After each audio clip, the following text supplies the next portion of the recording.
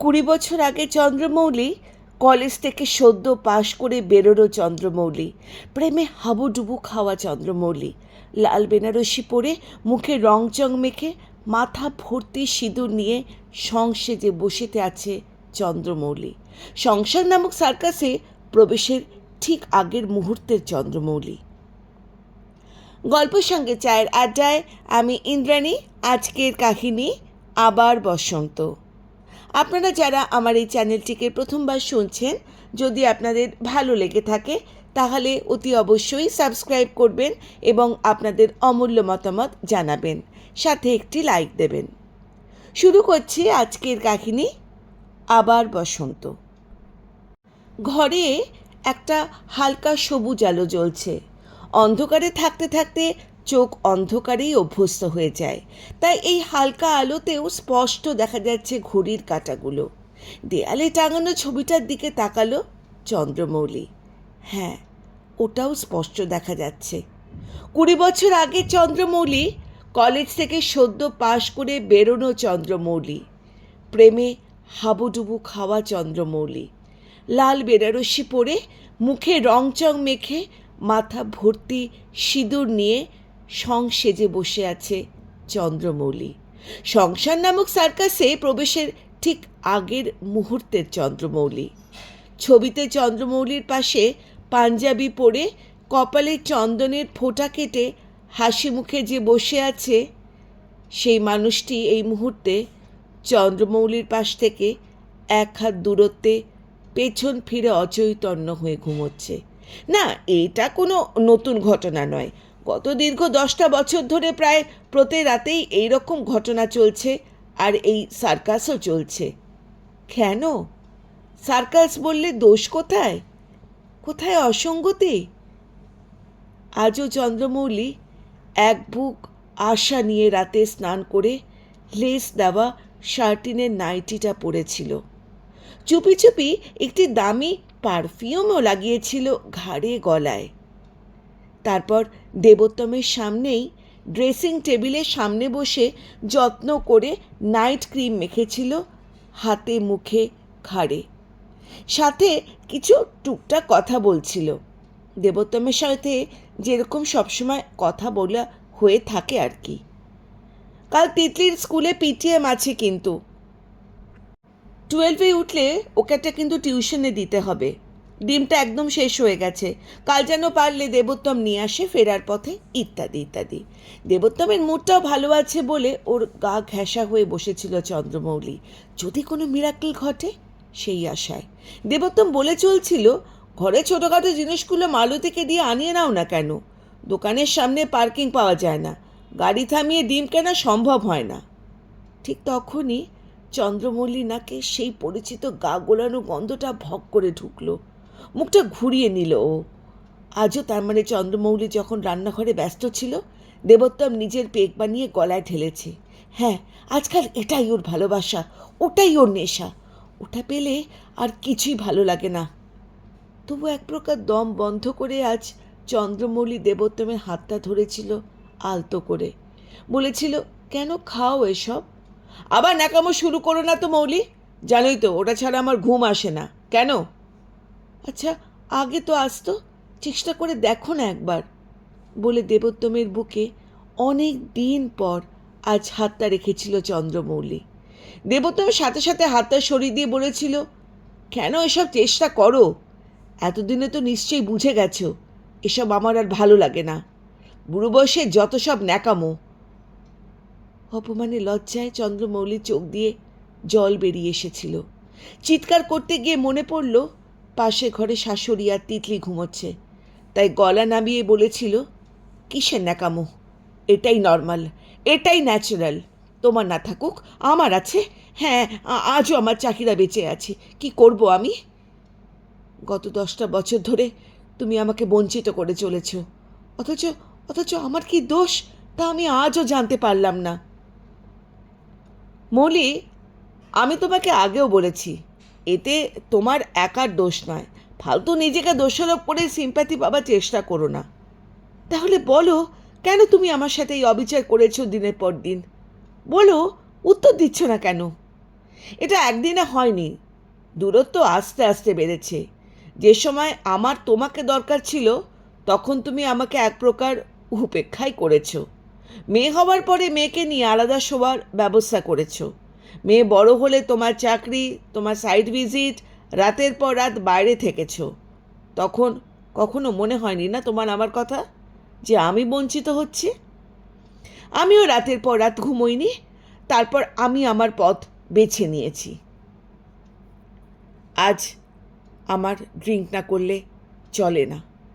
বাকি তুমি যা চাও তা আর আমি তোমাকে দিতে পারবো না। সেজন্য তুমি যদি আমাকে ছেড়ে চলে যেতে চাও তো যেতে পারো, আমি আটকাবো না। আর যদি থাকতে চাও তো এরকমভাবেই থাকতে হবে। বাকি তিতলির দায়িত্ব আমাদের দুজনেরই। দায়িত্বটাই সব। দায়িত্ব পালন করার জন্যই কি আমরা একজন অপরকে ভালোবেসে বিয়ে করেছিলাম? ওসব পুরনো কাসুন্দি ঘেঁটে লাভ আছে?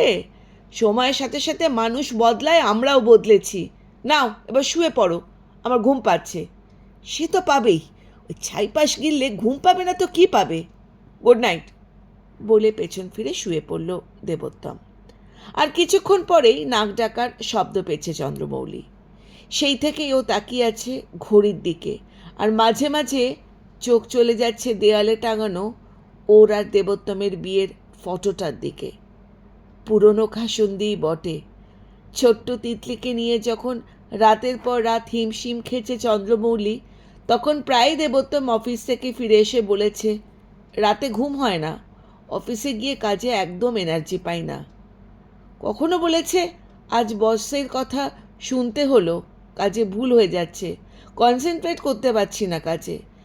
একদিন শাশুড়ি মা বললেন, বাচ্চাটা সারা রাত কাঁদে, দেবুর ঘুম হয় না রাতে, বৌমা তুমি বরং দুধ খাইয়ে ওকে আমার কাছে দিয়ে যেও। সেটাও সম্ভব হয়নি। প্রতি 2 ঘন্টা অন্তর তিতলি কেঁদে উঠত, হয়তো খিদেতে, নয়তো কাঁথা ভিজিয়ে। তখন ও মেয়ে নিয়ে আলাদা ঘরে শোবার ডিসিশনটা নিয়েছে। সেটা পুরনো কাসুন্দিই বটে। বিয়ের পর থেকেই বাড়িতে শ্বশুর শাশুড়ি, বাড়ি ভর্তি লোকের সামনে ইচ্ছে হলেও কাছাকাছি তো দূরের কথা, দুদণ্ড পাশাবসি যে কথা বলবো সেই সুযোগই হয়েছে ওদের। তবুও বিয়ের পর 2 বছর ছিল ওদের জীবনের সবচেয়ে সুন্দর সময়। সকলের চোখ বাঁচিয়ে হয়তো কখনো দেবোত্তম টেনে ধরতো মৌলির হাত, কখনো সন্ধ্যের সময় কাপড় তুলতে যাওয়ার নাম করে ছাদে ঘন্টার পর ঘন্টা বসে গল্প করত দুজনে। অফিসে কাজের নাম করে সিনেমা দেখতে চলে যেত। তাই সেই দিনগুলো বিয়ের আগে প্রেমময় দিনগুলোর মতোই উজ্জ্বল হয়ে আছে স্মৃতির পাতায়। বিয়ের 2 বছরের মাথায় তিতলি পেটে এলো। সেই যে দূরত্ব শুরু হলো, সে দূরত্ব তিল তিল করে বেড়েই চলল। তিতলি একটু বড় হলে আবার ওরা একসাথে শুতে শুরু করলো। কিন্তু সেই সময় তিতলির ঘুম ভেঙে যাওয়ার ভয় মৌলি দেবোত্তমকে কাছে ঘেঁষতে দিত না। তিতলির যখন 6 বছর বয়স তখন মৌলির শ্বশুর মশাই মারা যায়। তারপর থেকে মৌলির শাশুড়ি একা ঘুম আসতো না, প্রায় তিতলিকে ডেকে নিতেন। একসময় তিতলিরও অভ্যেস হয়ে যায় ঠাকুমার সাথে শোয়ার, কিন্তু তিতলি সরে গেলেও ওদের দুজনের মাঝে জায়গাটা ফাঁকাই থেকে গেল। তারপরে অবশ্য শুরু হলো চন্দ্রমৌলির নিজের অস্তিত্বের লড়াই। দেবোত্তম আর চন্দ্রমৌলি একই কলেজ থেকে একসাথে সিভিল ইঞ্জিনিয়ারিং পাশ করেছিল। সেই কলেজের সময় থেকেই ওদের প্রেম। দেবোত্তম ইঞ্জিনিয়ারিংয়ের পরে MBA করলেও তারপরেও কাজের ধরনটাই বদলে গেল। বেশিরভাগ সময় ও ওয়ার্ক ফ্রম হোম করতে লাগলো, বেশিরভাগ সময়টাই বাড়িতে থাকতো। অন্যদিকে চন্দ্রমৌলি খুব ভালোভাবে ও সাবজেক্টটাকে মন দিয়ে শিখেছিল, কাজের খুঁটিনাটি, নিজের কাজটা কোনোদিনই ছাড়তে চায়নি। অথচ বিয়ে, তারপর বাচ্চা, এসব কিছুর জন্য কেরিয়ারে খুব একটা এফেক্ট ফেলেছিল চন্দ্রমৌলির। কাজ থেকে একদম গুটিয়ে নিয়েছিল নিজেকে। তাই যখনই বুঝলো তিতলি ঠাকুমার ন্যাওটা হয়েছে, ভালোই থাকে ঠাকুমার কাছে, তখন থেকেই শুরু হলো ওর কেরিয়ারের লড়াই। যখন তিতলির 8 বছর বয়স তখন নতুন কোম্পানিতে জয়েন করেছিল মৌলি। তারপরে শুরু হলো কাজের জন্য সকাল 10টা থেকে রাত্রির 9টা অবধি বাড়ির বাইরে থাকা, মাঝে মাঝে সাইড ভিজিটের জন্য দেশের বিভিন্ন শহরে যাওয়া থাকা ইত্যাদি। সেই সময় অবশ্য দেবোত্তম বাধা দেয়নি, নিজের ইচ্ছে মতন স্বাধীনভাবে কাজ করেছে চন্দ্রমৌলি। কিন্তু হয়তো সেই সময় ওদের দুজনের মাঝের দূরত্বটা একটু একটু করে বেড়ে গেছে। কিন্তু দোষ কি একা মৌলির? কোথায় দেবোত্তম তো কোনোদিনও মুখ ফুটে বলেনি যে ও মৌলিকে কাছে পেতে চায়? অর্ণব আর চন্দ্রমৌলি এক কোম্পানিতে একসাথে আছে প্রায় 5 বছর ধরে। ওরা একই বয়সী। অর্ণবের ছেলে আর তিতলি এক ক্লাসে পড়ে, যদিও স্কুল আলাদা। অর্ণবের বউ স্মিতা হোম মেকার। সুন্দর গোছানো সংসার ওদের। 2 বছর আগে অর্ণব নতুন ফ্ল্যাট কিনেছে নিউ টাউনে। গৃহপ্রবেশে ডেকেছিল চন্দ্রমৌলিকে। তখনই দেখেছে ওদের দুজনের সংসার যাকে বলে সুখী গৃহকোণ। অর্ণব হেসে বলেছিল, তোমার টিপটা সরে গেছে চন্দ্রমৌলি, দাঁড়াও। হাতটা বাড়িয়ে টিপটা ঠিক করে দিয়েছিল অর্ণব। মৌলির লজ্জা লাগলো, চারিদিকে চেনা মুখ, কিন্তু কোথায় যেন একটা সুন্দর ভালো লাগাও কাজ করলো। মুখে বলল, ওয়াশরুমে গিয়েছিলাম, কারেন্ট চলে গেল বলে কিছু দেখতে পাইনি। অর্ণব নরম গলায় বলল, তোমাকে কালো টিপ পরলে বেশ সুন্দর দেখায় কিন্তু। তাই নাকি? হ্যাঁ। আচ্ছা মৌলি, তুমি এত কিছু সামলেও সাজগোজ করার সময় পাও কি করে বলো তো? কি যে বলো, আমি আবার সাজি নাকি? নয়তো কি, ওই যে হালকা কাজল, লিপস্টিক, ম্যাচিং করে কানের দুল, সব মিলিয়ে বেশ সুন্দর দেখায় তোমায়। না হয়েছে, আজকাল খুব ফ্লার্ট করতে শিখেছো দেখছি। আরে না, সত্যি বলছি, আই রিয়েলি মিন ইট। জানো, স্মিতা আজকাল নিজেকে এমনভাবে সংসার থেকে আর ছেলের মধ্যে নিজেকে জড়িয়ে ফেলেছে যে নিজের দিকে তাকানোর সময়ই পায় না। সাজগোজ তো দূরের কথা, কি চেহারা করেছে দেখো। থাইরয়েড বাঁধিয়েছে, খাওয়া দাওয়ার ঠিক নেই, ওজন বেড়ে যাচ্ছে দিনে দিনে, যা তা অবস্থা। নাও রাখো, আর বইয়ের নিন্দা করতে হবে না। তোমরা সব পুরুষরাই এক, চান্স পেলে শুধু কেবল বইয়ের নিন্দা করতে থাকো। আজকাল অর্ণব দিনের মধ্যে অন্তত একবার এসে দাঁড়ায় মৌলির ডেস্কের সামনে, দাঁড়িয়ে গল্প করে কিছুক্ষণ। বাড়ির গল্প, ছেলেমেয়ের পড়াশোনার গল্প, চন্দ্রমৌলিদের নেক্সট ট্রিপের ব্যাপারে জানতে চায়। আবার কোনোদিন দুজনে মিলে ক্যাফেতে গিয়ে কফি স্যান্ডউইচও খেয়ে আসে। সেদিন রাতেও ঘুম হলো না মৌলির। শরীরে মনে ভীষণ একটা কষ্ট, একটা না পাওয়ার জ্বালা তাড়িয়ে বেড়াচ্ছিল ওকে। আচ্ছা, মানুষের খিদে, ঘুম, টয়লেট সব চাহিদার কথা গলা ফুলিয়ে বলতে পারে, অথচ শারীরিক চাহিদার ব্যাপারে কেন মুখে কুরু পেতে থাকতে হয়? এটাও তো বাকি সব চাহিদার মতনই একটা তীব্র। তবে কেন কেন চুপ করে থাকতে হবে ওকে? মাঝরাতে ঘুমোতো দেবোত্তমের দিকে তাকিয়ে গায়ের জ্বালাটা আরও বেড়ে গেল মৌলির। ওই মাঝরাতে বাথরুমে গিয়ে শাওয়ার চালিয়ে জোরে জোরে কাঁদল মৌলি, প্রাণ ভরে কাঁদল। তারপর ঠান্ডা জলে স্নান করে ফিরে এলো ঘরে। দেবোত্তমের পাশে শুতেও ইচ্ছে করছে না আজ আর। সোফায় গা এলিয়ে দিল মৌলি, ফোনটা হাতে তুলল। আজ আর তার ঘুম আসবে না। মোবাইল নিয়ে কিছু হাজিবিজি জিনিস দেখেই বাকি রাতটুকু কাটিয়ে দেবে ঠিক করলো মৌলি। তিতলি ভালোভাবে উচ্চ মাধ্যমিক পাশ করে কিছুদিন হলো কলেজে ভর্তি হয়েছে। আজকাল ও অনেক কিছুই লক্ষ্য করে, হয়তো বুঝতেও পারে অনেক কিছু। সকালে ব্রেকফাস্ট করতে এসে তিতলি জিজ্ঞাসা করলো, মা, তুমি রাতে একদম ঘুমোওনি না? কেন রে? তোমার চোখ দেখে মনে হচ্ছে চোখ লাল, চোখের তলায় কালি। এইদিকে, না রে বাবু, আমার ঘুম আসছিল না। মা, অমন বুড়িদের মতন কথা বলো না তো। মর্নিং ওয়াক কিংবা জিম স্টার্ট করতে পারো তো। সারাদিন বসে বসে কাজ করো, তোমার ওয়েটও বেড়ে যাচ্ছে। এক্সারসাইজ করলে ঘুমটাও ভালো হবে। বলছিস? নয়তো কি? আচ্ছা দেখি। হ্যাঁ দেখো, বলে উঠে গেল তিতলি। মেয়েটা বড় হয়ে গেল, পড়াশোনায় তুখোড়, বেশ সমজদার হয়েছে। ভেবে ভালো লাগলো চন্দ্রমৌলির। অফিসে ঢুকতেই অর্ণব এসে দাঁড়ালো সামনে। ওকে দেখে বেশ বিভ্রান্ত মনে হলো মৌলির। চুল উস্কো খুস্কো, চোখ লাল। মৌলি জিজ্ঞাসা করল, কি হয়েছে? মৌলি, তুমি প্লিজ আমার সাথে একটু একটু নিচে চলো, কথা আছে। অফিস বিল্ডিংয়ের সামনে এক চিলতে ঘাসে ঢাকা জায়গাটায় পাতা বেঞ্চে গিয়ে বসলো। মৌলিও বসলো ওর পাশে। অজান্তেই মৌলির কাঁধ ছুঁয়ে গেল অর্ণবের বাহু। এবার হঠাৎ অর্ণব মৌলির হাত দুটো চেপে ধরে বলল, মৌলি, সত্যি বলছি, হ্যাঁ আমি না হাঁপিয়ে উঠেছি, আর পারছি না আমি। স্মিতার মন, ওর শরীর আমার কাছে একদম অচেনা লাগে। ওর আমার কাছে আসলে আজকাল আমার কিরম যেন একটা অস্বস্তি মনে হয়। বরং বরং তোমার কাছে আসলে আমি একটু শান্তি পাই। তোমার সাথে কত রকম ব্যাপারে কথা বলা যায়, তুমি কি সুন্দর করে নিজেকে গুছিয়ে রাখো, তোমাকে দেখলেও আমি একটু শান্তি পাই। মৌলি, মৌলি, আমি ভীষণ ক্লান্ত, বিধ্বস্ত, বঞ্চিত। তুমি আমাকে একটু আশ্রয় দেবে প্লিজ? মৌলি অবাক হয়ে তাকিয়ে আছে অর্ণবের দিকে। অর্ণব আবার বলল, চলো না মৌলি, দুদিন ছুটি নিয়ে ঘুরে আসি কোথাও দুজনে। আমি জানি, আমি বুঝতে পারি তোমার মনেও জমে আছে অনেক দুঃখ।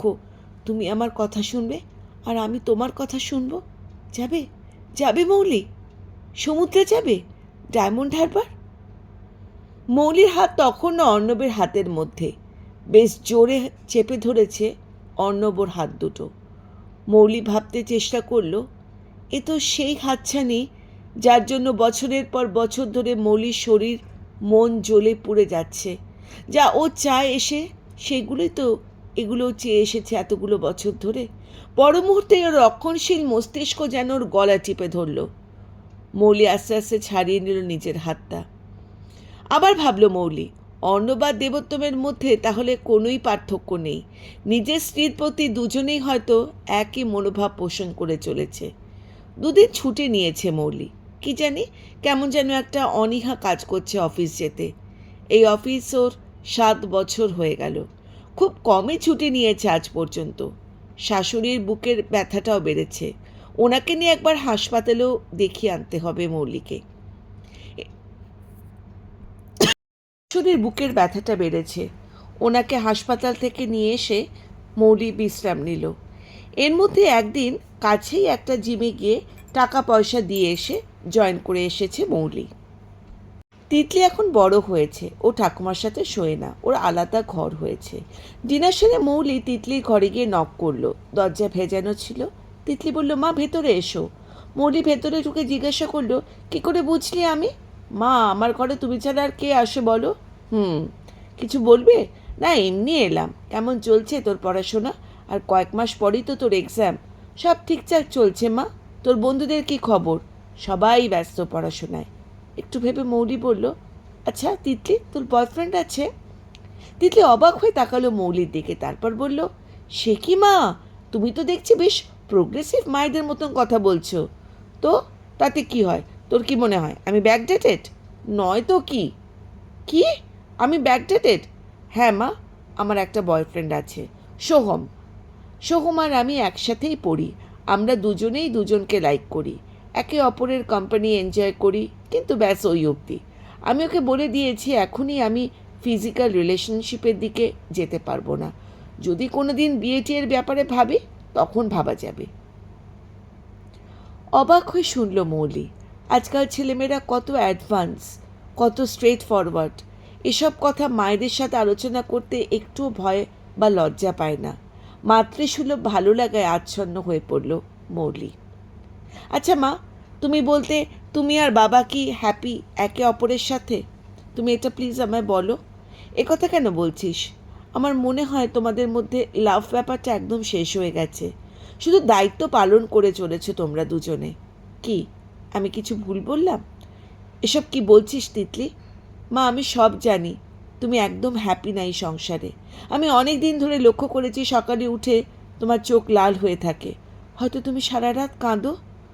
বাবাও তোমার সাথে মাঝে মাঝে খুব রুডলি কথা বলে। আমার একদম ভালো লাগে না এসব মা। অনেক হয়েছে, আমি এখন বড় হয়ে গেছি। তুমি আর আমার কথা ভেবে নিজেকে কষ্ট দিও না। এবার তুমি তোমার নিজের দিকে তাকাও, শরীরের মনের যত্ন নাও, যা করে আনন্দ পাও সেইটা করো। তার সাথে থাকতে ভালো লাগে তার সাথে সময় কাটাও, একটানা বলে গেল তিতলি। মা, তুমি ভাবছো আমি তোমাকে জ্ঞান দিচ্ছি তাই না? মৌলি তিতলিকে জড়িয়ে ধরে বলল, না রে পাগলি, তা ভাবছি না। ভাবছি এই বয়সে তুই কত ম্যাচিওর হয়ে গেছিস। তোর মতো করে কেন ভাবতে পারিনি আমি কোনো দিন? তিতলি আবদারে সুরে বলল, আজ আমার কাছে শোবে মা? বলে বালিশ পেতে তিতলির পাশে শুয়ে পড়ল মৌলি। পরদিন সকালে উঠে শরীরটা বেশ ঝরঝরে লাগছিল মৌলির। বাথরুম থেকে বেরিয়ে আলমারির জামা কাপড়ের তলায় চাপা পড়া ট্র্যাক স্যুটটা বার করে তারপরে স্নিকারটাও পরে বেরিয়ে পড়ল সকালবেলায় রাস্তায়। সকালে ঠান্ডা হাওয়ায় বাতাস মুখে এসে লাগতেই মৌলি মুখ তুলে আকাশের দিকে চেয়ে দেখল। সত্যিই তো, সকালেরই সুন্দর আকাশটা বহুদিন তাকিয়ে দেখা হয়নি। একটা লাল কৃষ্ণচূড়ার ঢাকা গাছ চোখে পড়ল মৌলির। তাই তো, কৃষ্ণচূড়াও তো খুব প্রিয় ফুল, ফুলেই গিয়েছিল যেন। এসবের মধ্যে একদিন ঘণ্টাখানেক বুকের ব্যথায় কষ্ট পেয়ে মৌলির শাশুড়ি মা চলে গেলেন। মানুষটা চলে যেতে মৌলি বুঝতে পারল ওনার সাথে তিনি কতটা অ্যাটাচ ছিলেন আর সংসারকেও কিভাবে বেঁধে রেখেছিলেন। তিতলির এই উন্নত চিন্তাধারা আর সাংসারিক মানসিকতার সম্পূর্ণ কৃতিত্ব ও ঠাকুমার। গত 11 দিনে 2-3 বার ফোন করেছে অর্ণব, মৌলি ধরেনি। শাশুড়ির শ্রাদ্ধের সমস্ত কাজ মিটলে একটা লেটার লিখল মৌলি। অনেক ভেবে মনের সাথে যুদ্ধ করে একটা ডিসিশন নিয়েছে আজও। এতদিনের চাকরি, অফিস, পরিচিত গণ্ডি, তবু কেন যেন সেখানে ফিরে যাওয়ার একটুও টান অনুভব করেনি মৌলি গত কয়েকদিনে। তাই আজ চিঠিটা লিখে খামে ভরে দিয়ে বেরিয়ে পড়ল ও। অফিসে গিয়ে সোজা ঢুকলো ম্যানেজারের ঘরে। স্যার, আমি চাকরিটা ছেড়ে দিচ্ছি, বেশ ভালো লাগছে ওর। ওখানেই বসে অর্ণবকে ব্লক করে দিল মৌলি। বাড়ি ফিরে শাশুড়ি ঘরে ঢুকে পড়ল মৌলি। ছেড়ে পুছে পরিষ্কার করলো ঘরটা। বিছানায় নিচের পছন্দের চাদর পাতলো। শাশুড়ির সমস্ত জিনিস ওনার পুরনো ট্রাঙ্কে গুছিয়ে রাখলো। আলমারিটা ফাঁকা করে ছড়িয়ে দিল কতক ন্যাপথলিন। তারপর নিজের সব জামা কাপড় ওরা দেবোত্তমের ঘর থেকে নিয়ে এসে গুছিয়ে রাখলো আলমারিতে। পছন্দের বইগুলো গুছিয়ে রাখলো সেলফে। ডিনারের পর নিজের চাদর আর বালিশটা আনতে গেল মৌলি ওদের ঘর থেকে।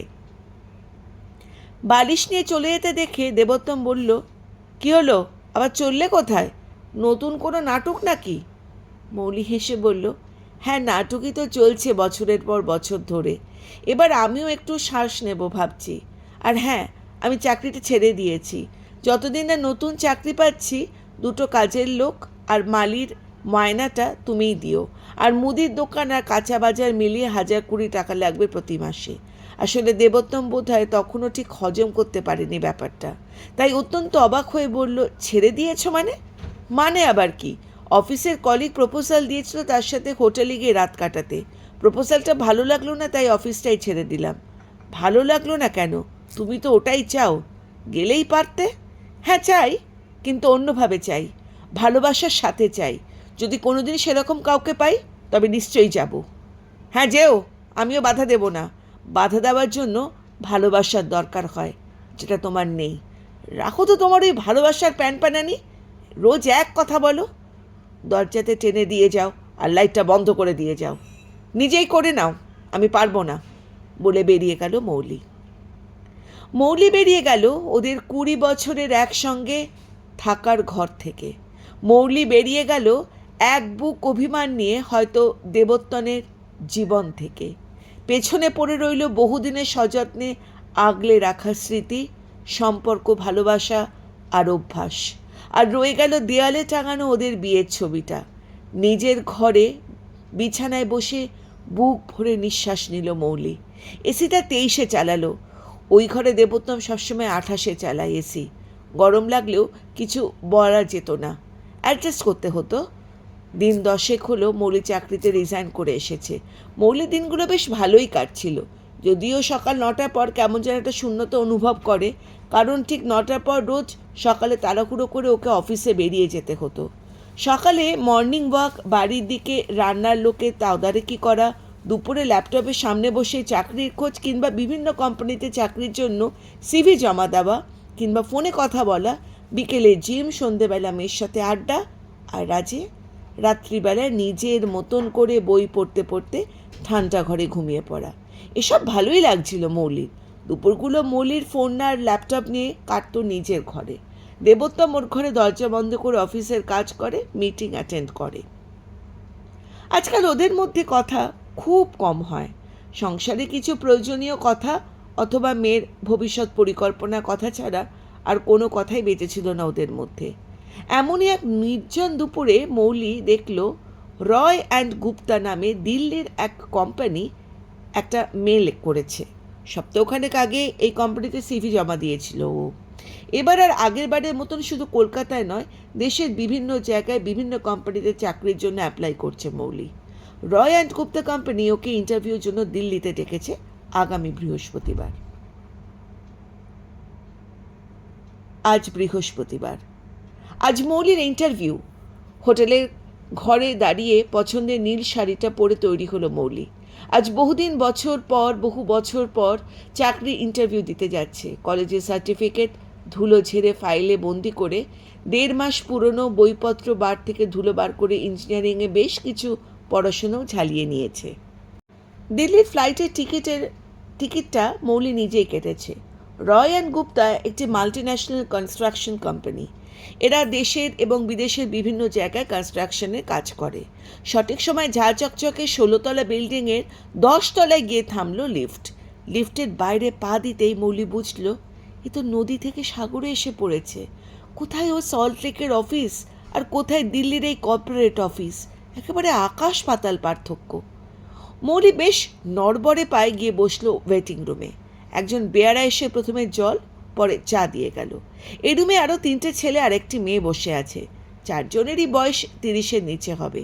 বেশ বুদ্ধিদীপ্ত চনমনে ভাব ছেলেগুলোর মধ্যে।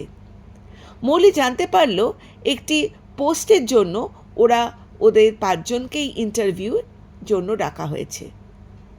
প্রথমেই মৌলিকে ডাকা হলো ইন্টারভিউ রুমে। একটি ইউ শেপের টেবিলে 6 জনকে বসে আছেন। ইউ এর খোলা দিকটা একটা চেয়ার খালি। মৌলি বুঝতে পড়লো ওটাই ওর জন্য নির্ধারিত চেয়ার। বেশ নার্ভাস লাগছিল মৌলির। ধীর পায়ে এগিয়ে গিয়ে বসলো চেয়ারে। প্রথমেই একজন বললেন, ইন্ট্রোডিউস ইউর সেলফ। মৌলি 1 মিনিটের জন্য চুপ করে থাকলো। গুছিয়ে নিল নিজের পরিচয় এবং কর্মজীবনের ইতিহাস। তারপরে ধীরে ধীরে বলতে থাকলো।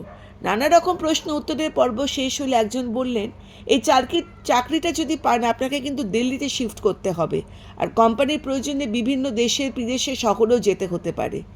মৌলি ভাবল এক মুহূর্ত, একসময় দেশের বিভিন্ন শহর থেকে চাকরির অফার পেয়েও ফিরিয়ে দিয়েছে, মেয়ে বর সংসার কথা ভেবে। মা বাবার একমাত্র সন্তান মৌলি, তাই তাদের কথাও ভাবতে হয়েছে। মা বাবা চলে গেছেন বহুদিন। কিছুদিনের মধ্যেই তিতলিও কলেজে পাশ করে কর্মজীবনে পা রাখবে। হয়তো কলকাতা ছেড়ে পাড়ি দেবে অন্য শহরে। আর বাকি থাকলো দেবোত্তম। সে তো মৌলিকে ছাড়া থাকতেই বেশি পছন্দ করে। সবটুকু ভেবে সম্মতিসূচক মাথা নাড়ালো মৌলি। মৌলি একটা জিনিস লক্ষ্য করলো, 6 জনের মধ্যে 5 জন এতক্ষণ বিভিন্ন প্রশ্ন করলেও বাকি একজন একটাও প্রশ্ন করলো না মৌলিকে। এই ষষ্ঠ ব্যক্তিটিকে অত্যন্ত চেনা লাগছে মৌলির, কিন্তু কিছুতেই মনে করতে পারছে না কোথায় দেখেছে এনাকে। ষষ্ঠ ব্যক্তি বললেন, আমার কিছু জিজ্ঞাসা করার নেই ওনাকে। পুরো কথোপকথনটাই হিন্দি আর ইংলিশেই হচ্ছিল। তারপর বললেন, আপনি প্লিজ এবার যেতে পারেন, কিন্তু খানিকক্ষণ পরে একটু আপনাকে ওয়েট করতে হবে ওয়েটিং রুমে। প্রায় ঘণ্টাখানেক ওয়েট করার পর একজন বেয়ারা এসে বলল, মৌলি ডাক পড়েছে মিস্টার রয়ের কেবিনে। বেয়ারাই পথ দেখিয়ে নিয়ে গেল এবং যে অফিসে ঘরের সামনে এসে দরজা খুলে দিল সেই ঘরের বাইরে লেখা মিস্টার সাগনিক রয়, জয়েন্ট ডিরেক্টর। মৌলি একটু অবাক হলো, এই অফিসার ওনার কেবিনে কেন হঠাৎ ডেকে পাঠালেন মৌলিকে। বাকি 4টে ছেলে মেয়েকে তো দেখা যাচ্ছে না, ওদের কি ইন্টারভিউ হয়ে গেল? যাই হোক, ভেতরে ঢুকে মৌলি আবিষ্কার করলো ষষ্ঠ ব্যক্তি একা বসে আছেন টেবিলের ওই প্রান্তে। সাগনিক রায়, নামটাও ভীষণ চেনা।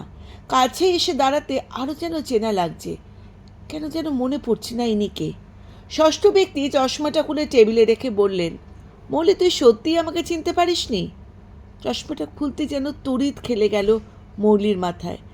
সাগনিক রায়, ইঞ্জিনিয়ারিং কলেজের সাগনিক রায়, মৌলি কলেজের সিনিয়র সাগনিক রায়। মৌলি উত্তেজনা এক প্রকার চিৎকার করে বলল, সাগনিক রায় তুমি? কি পরিবর্তন হয়েছে তোমার! সত্যি সত্যি আমি তোমাকে একদম চিনতে পারিনি।